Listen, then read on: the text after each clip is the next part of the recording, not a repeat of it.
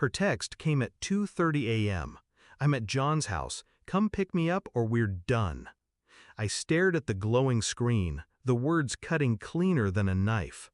7 years together, reduced to a drunken ultimatum she never thought I'd call. My thumbs hovered.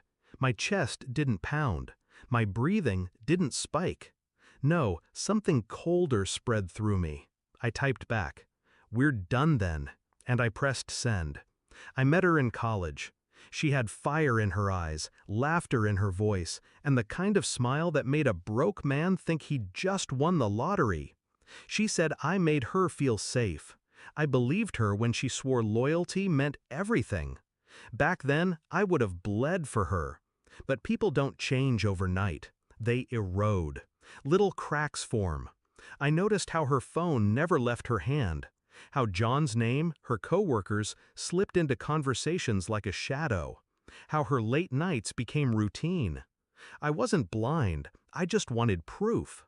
The proof arrived in the form of her arrogance. She didn't even hide it anymore. Tonight wasn't desperation, it was a test. She wanted to see if I'd fold, if I'd play the pathetic husband chasing after her while she giggled in another man's bed. But I don't chase, I plan. So instead of driving across town, I opened my phone. One screenshot, her location shared with me. John's address glowing on the map. One forward, sent directly to John's wife. 8 months pregnant, glowing in the pictures she proudly posted online. A woman I had met once, briefly. Sweet, unsuspecting. No message. Just the screenshot.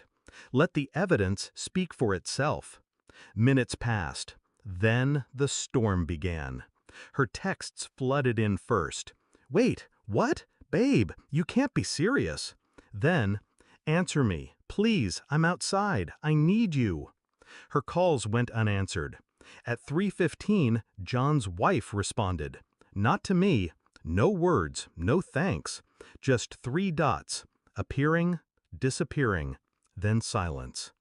But I could imagine the scene unfolding, the raised voice, the shattered trust, the kind of confrontation you don't walk away from unscarred. By sunrise, I heard the knock. Desperate, frantic, uneven. I opened the door to find her, my wife.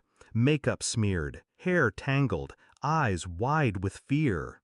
Not fear of losing me, fear of being left with nothing. She kicked me out, she whispered, clutching her coat around her. "Please, I don't have anywhere else to go." For a moment, I just looked at her. The same woman who once swore she couldn't live without me. The same woman who laughed at my routines, rolled her eyes at my sacrifices, and thought I'd never see through her games. Now she stood on my porch, stripped of her power. "You made your choice," I said quietly. She reached for my arm. "But John, he's ruined. His wife, she's crazy." I cut her off with a look. Cold, final. Not my problem. Her face crumbled. That was the moment, the precise second she realized I had taken back every ounce of control she thought she owned. I didn't shout. I didn't slam the door.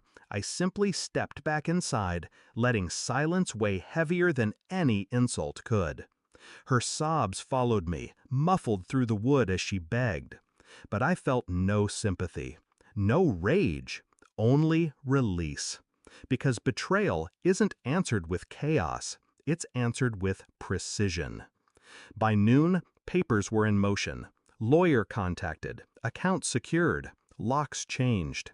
She had lost me, lost John, lost the safety net she thought she could manipulate. And John? Word spread fast. His wife wasn't quiet. By evening, his company board knew.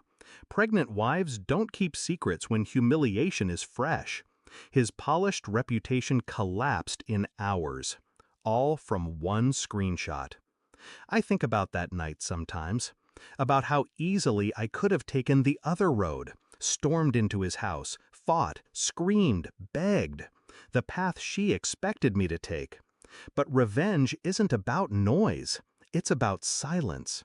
about letting the truth detonate where it hurts most. Now, when people ask why I seem lighter, calmer, I just smile. They don't need to know the details.